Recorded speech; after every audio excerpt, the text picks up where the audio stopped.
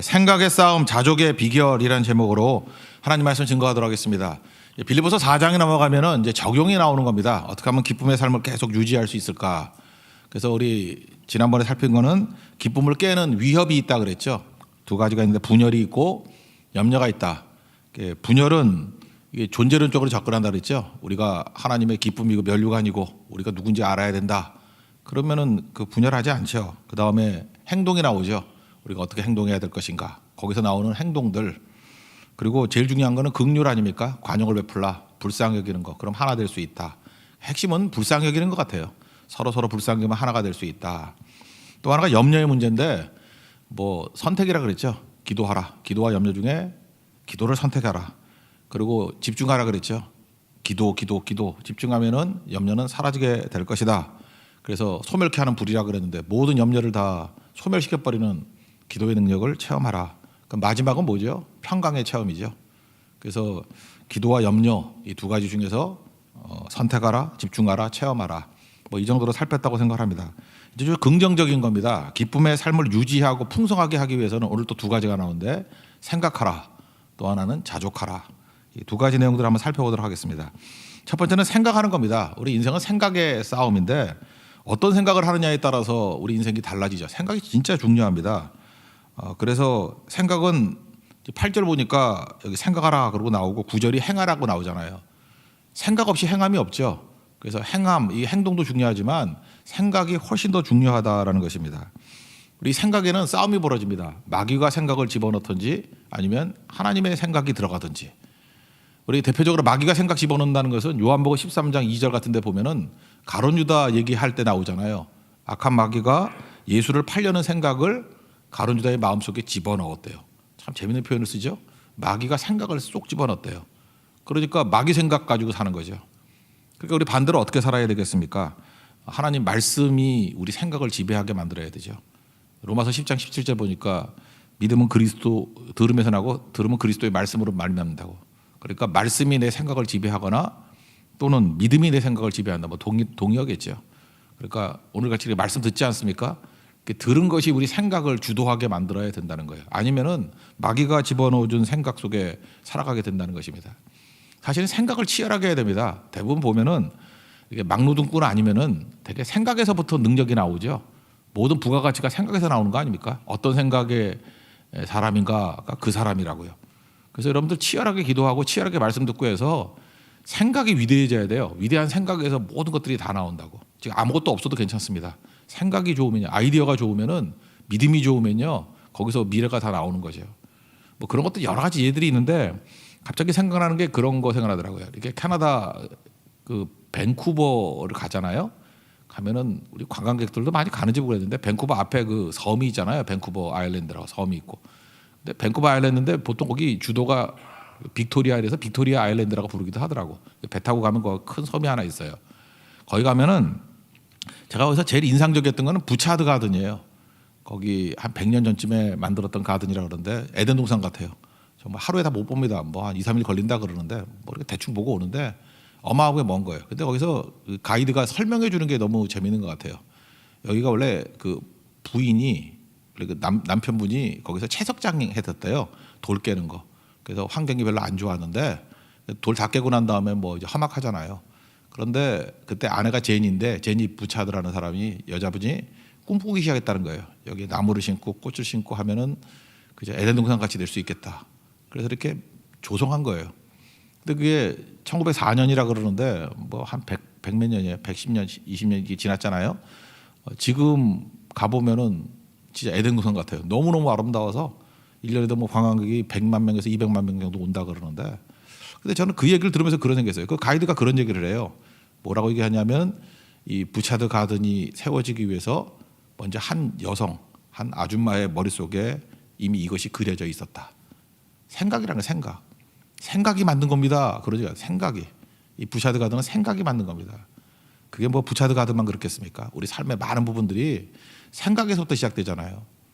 사도행전에 보면 성령께서 오셔서 우리에게 하신 일이 뭐예요? 젊은이들은 환상을 보고 늙은이들은 꿈을 꾸리라. 그게 뭐예요? 생각을 집어넣었다는 거 아니에요? 그죠? 성령의 생각을 집어넣으니까 순종은 두 번째 문제죠. 행전, 액션은 나중 문제예요. 생각이 먼저 들어가니까 보이는 거죠. 보고 들은 거 아니에요. 그러니까 행하게 되더라. 우리 인생도 바로 그런 겁니다. 그래서 아침부터 여러분들 말씀 들어야 됩니다. 말씀에서 내 생각을 지배해야 되고, 뭐 신문을 보거나 세상 소리 너무 듣다 보면은 이게 오염될 가능성이 커요. 먼저 하나님의 생각으로 말씀으로 가득가득 채우는 모습이 있어야 된다는 것입니다.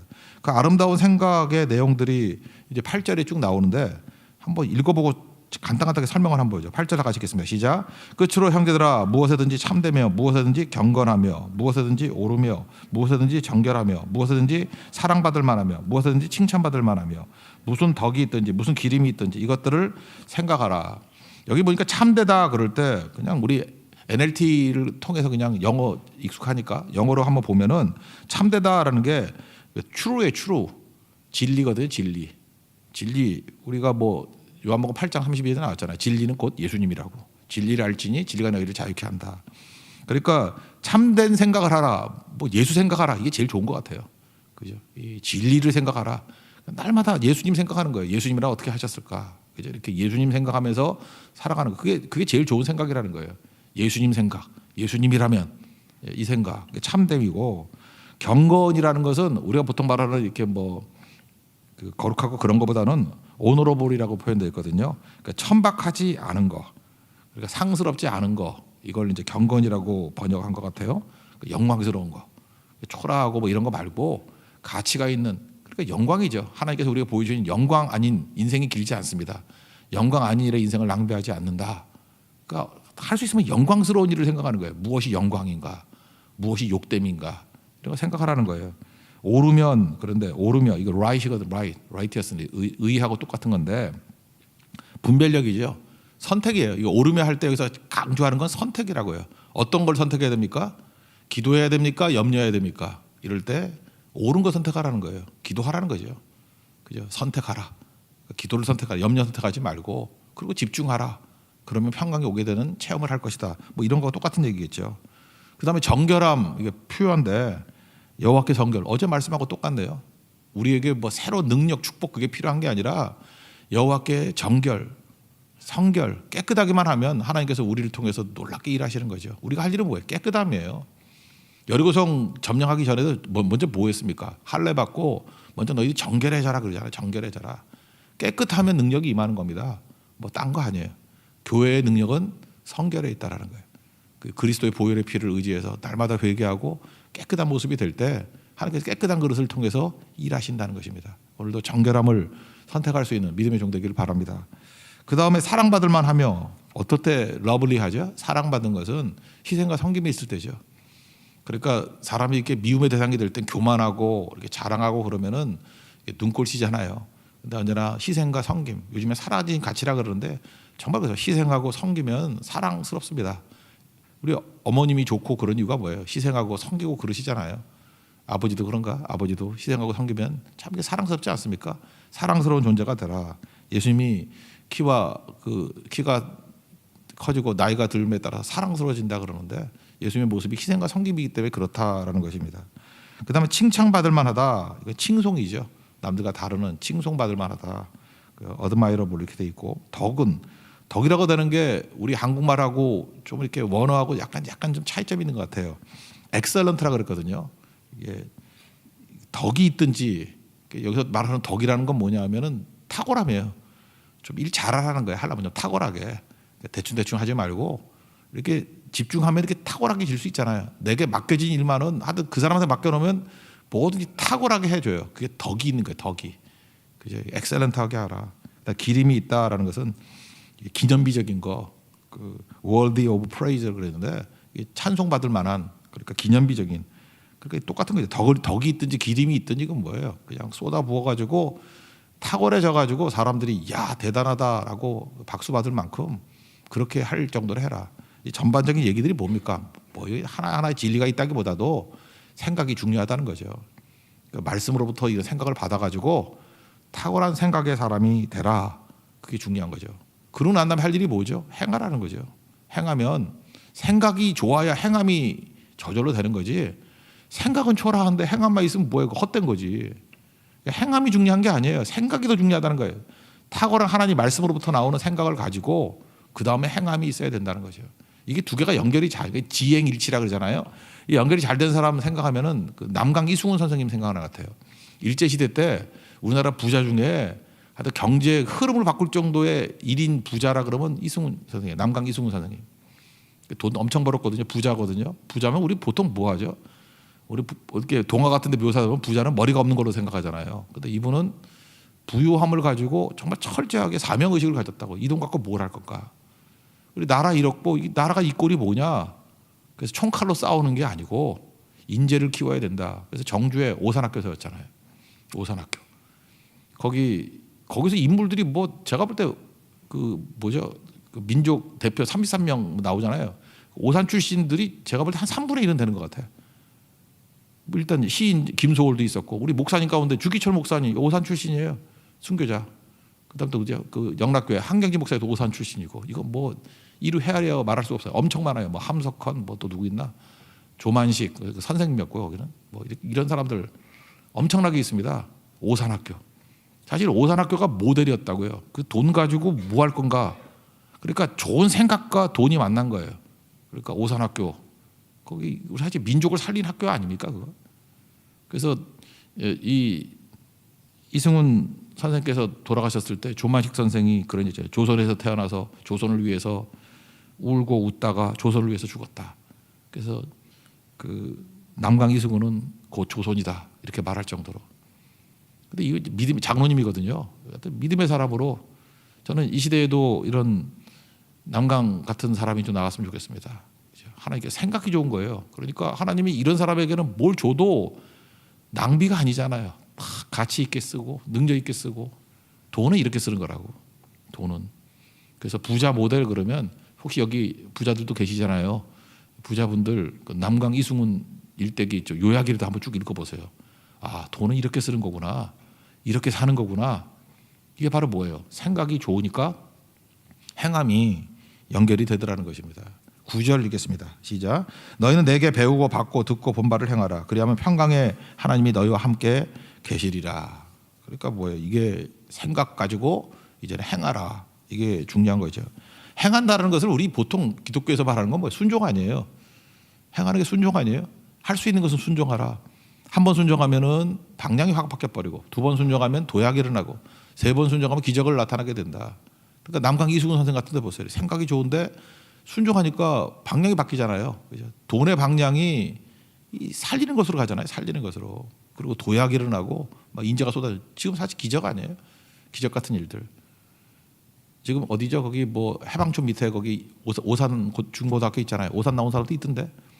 사실 그 뿌리가 거기 북한에서 내려온 거잖아요. 학교가 오산 고등학교, 오산 중학교. 참 그 중요한 맥락이 있는 곳이에요. 그래서 이게 되게 중요한 거죠. 그러니까 생각에서 행동이 나온다. 오늘도 이 아침에 여러분 말씀을 통해서 말씀이 여러분 생각을 완전히 지배하는 인생 되십시오. 생각이 막 커지잖아요. 생각이 막 예리해지잖아요. 생각이 막 충만해지잖아요. 그럼 생각보다 행동이 쉽습니다. 순종 쉬워요. 순종이 왜 어려운지 아십니까? 머리가 비었기 때문에 그래요. 저도 그렇더라고요. 머리가 비면 행동이 안 나오더라고. 근데 머리가 하나님의 말씀으로 채워지고 하나님의 비전으로 채워지면 행동은 뭐 저절로 되는 거예요. 어떻게 안 할 수가 없는 거죠. 그냥 이거 끝나면 빨리 나가서 순종하고 싶고 이제 빨리 가서 해보고 싶고 생각입니다. 오늘도 말씀과 믿음이 여러분 생각을 지배하는 축복의 인생 되기를 축원합니다. 그럼 아마 기쁨이 넘쳐날걸요. 예, 그런 말씀이라는 거예요. 생각에서 행동이 나온다. 오늘 그게 메시지입니다. 그럴 때 기쁨이 넘치게 될 것이다. 또 한 가지는 자족하라는 것입니다. 기쁨을 유지하고 풍성해지는 것이 자족. 근데 사도 바울이 지금 형편이 안 좋잖아요. 지금 역중소진 아니에요. 감옥에 갇혀 있고 뭐 이렇게 좋은 게 아닌데 지금 마음 가운데 자족이 있다라는 거예요. 하나님께 주신 만족이 있다라는 거죠. 만족. 아까 얘기했던 거 그 생각이 좋고 행동한다라는 것은 일종의 실행력이죠. 겉으로 보이는 외적인 열매.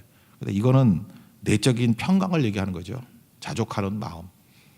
자족은요 저절로 생기는 게 아니라 성경은 뭐라고 얘기하냐 배우는 거다 이렇게 얘기합니다. 배우는 거다. 그래서 11절도 보니까 뒤에 배웠노니 12절 뒤에도 보니까 일체의 비열을 배웠노라 이렇게 나오죠. 무슨 뜻입니까? 우리는 태어날 때부터 자족하는 존재가 아니라는 것입니다. 그러니까 여러분들 그냥 놔두면은 우리는 아마 원망이 더 많을걸요. 불평이 더 많을걸요. 왜? 죄인이기 때문에. 죄인이라는 비잉 존재에서 나오는 거는 죄거든요. doing. 죄인이니까 죄를 짓는 거지. 죄를 지어서 죄인이 아니라 언제나 존재론적으로 접근해야 된다니까. 우린 죄인이에요. 그러니까 죄인이니까 죄 짓는 거죠. 그러니까 존재가 바뀌지 않으면, 새로운 피조물이 되지 않으면은 그냥 그렇게 사는 겁니다. 그러니까 완전히 나는 죽고 예수로 다시 살아나야죠. 그러니까 배워야 된다는 거예요. 뭐로 배워야 되죠? 경험으로 배운다는 것입니다. 뭘? 자족을. 그래서 우리의 모든 경험이 사실은 자족을 배울 수 있는 기회다, 이렇게 생각할 수 있는 거죠. 우리 인생에 여러 부분들 있잖아요. 망해 보셨어요? 망할 때 어떻게 자족을 해? 근데 망할 때도 주님께서 나와 함께 하신다는 것을 깨닫게 되면 그때 이상한 만족이 와요.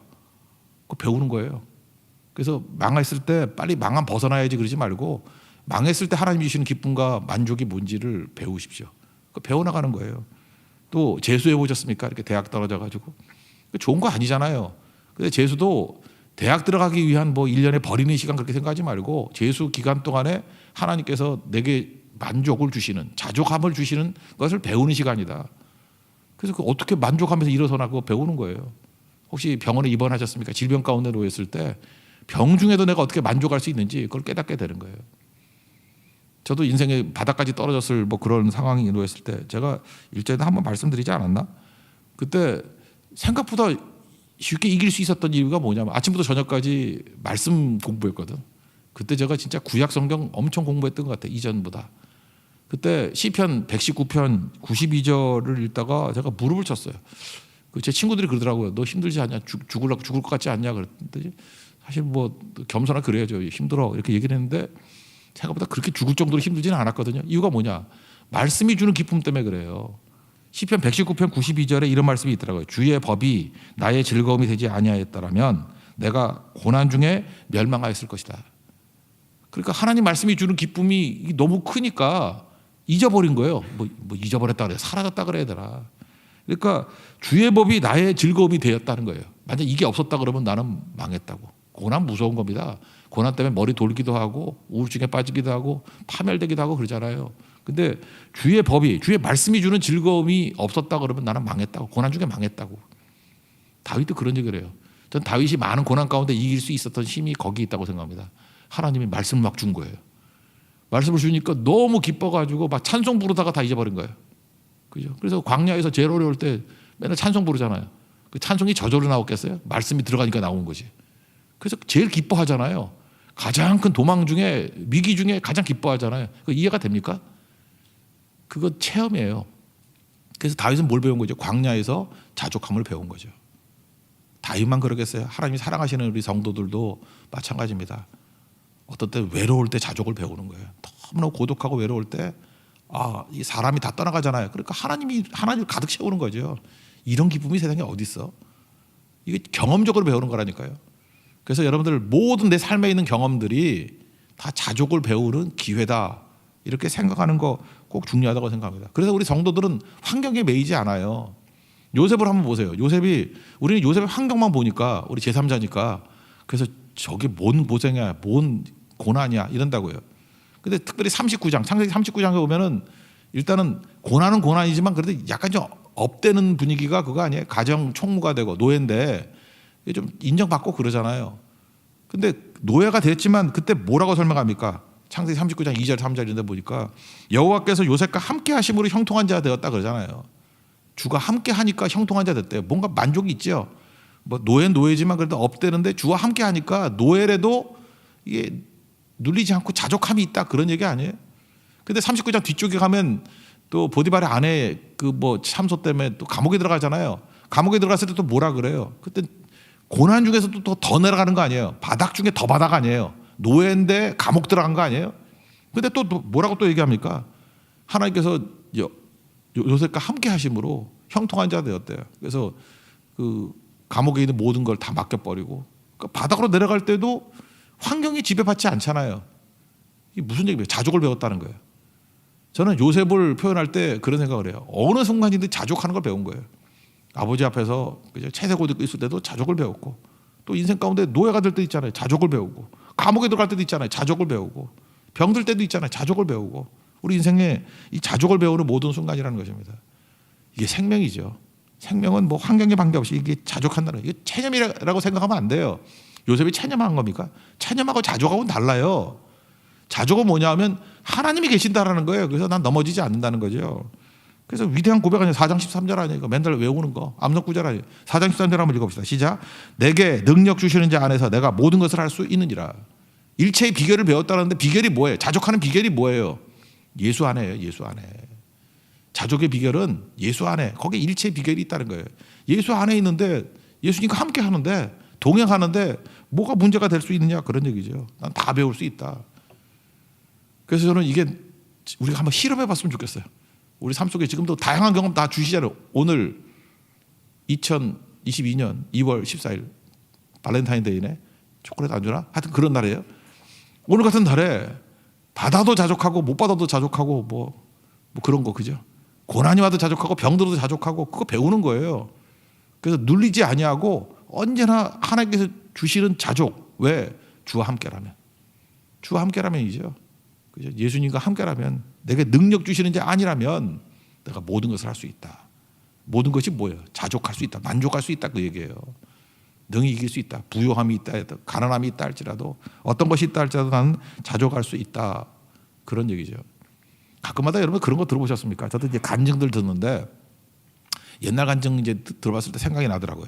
이제 소록도 있잖아요. 나병 환자들이 있는데 거기 있는 분들이 이렇게 찬양단이 있어요. 이렇게 찬양하고 거기 있던 간호사님이 이제 간증하는데 첫 번째 말씀이 뭔지 알아요?